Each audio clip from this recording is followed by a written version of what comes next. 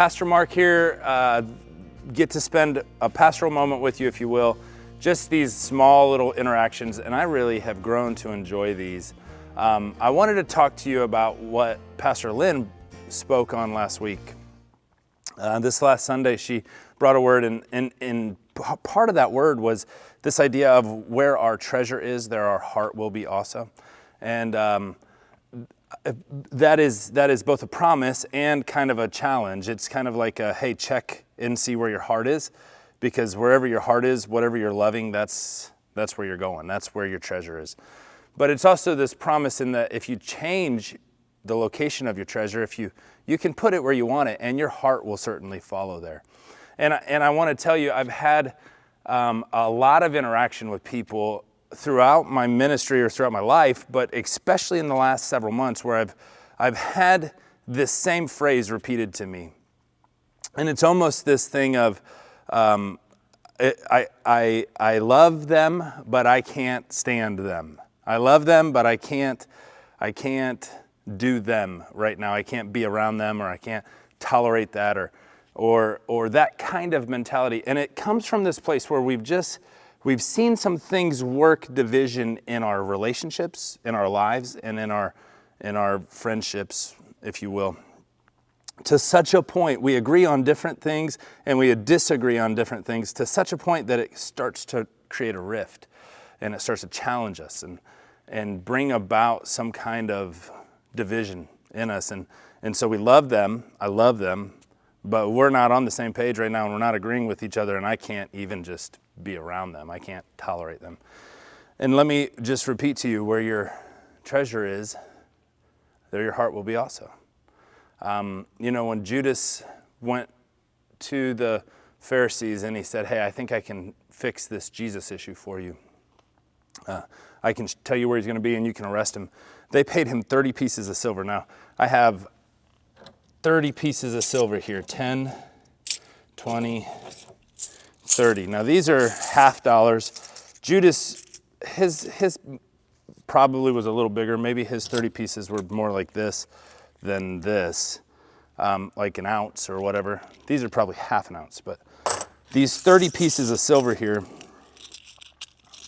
was the treasure Judas sought. These 30 pieces of silver, his heart valued more than a person who'd spoke life to him, more than a person who had given him opportunity, more than a person who had been patient with him and walked with him, more than a person who had really helped him understand the purpose of life. 30 pieces of silver. It's really worth nothing. I mean, compared to the treasure that is people, compared to the treasure that is Christ, 30 pieces of silver. And after Judas betrays Christ, he brings those 30 coins in, or 30 pieces of silver, and he throws them at the feet of the Pharisees, and they say, well, what can we do with this? This is blood money. We can't touch it. We can't spend it, can't put it in the tithe box. We can't do anything with it because it's got sin attached to it now. The idea of blood money was that it was money that was attached to sin. And a lot of times when we don't guard our heart, when we don't become very aware of where our treasure is, what we'll find is that our treasure is attached to sin. It's become blood money. And the only way to fix that is to make sure that we're placing the things we love in the Lord, that we're going to the Lord. And so how does that fit with what I started with, right? The relationships and the division, and know where your treasure is. The treasure of this world, according to the Lord, is people. The only thing that transcends this world into the next are souls. Nothing else goes.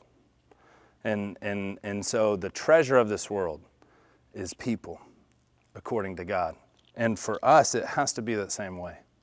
It has to be that our treasure, as well as the Lord's, is people.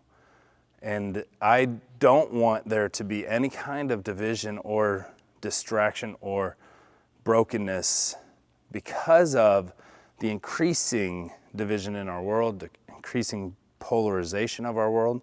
It's not proper for the church. And so what we have to do is we have to be on guard against making poor decisions about where we place our treasure or what our treasure is, and make sure that we're hearing from the Lord and valuing others and loving others and caring for them in a way that is Christ-like. It's right. It's the right thing to do. It's what Jesus loves, and so it should be what we love. And I wanted to encourage you in that. I know that there are certain things that are worries for us in this world. I know that there are certain things that we do love and want to love, but let's make sure that our treasure is in heaven.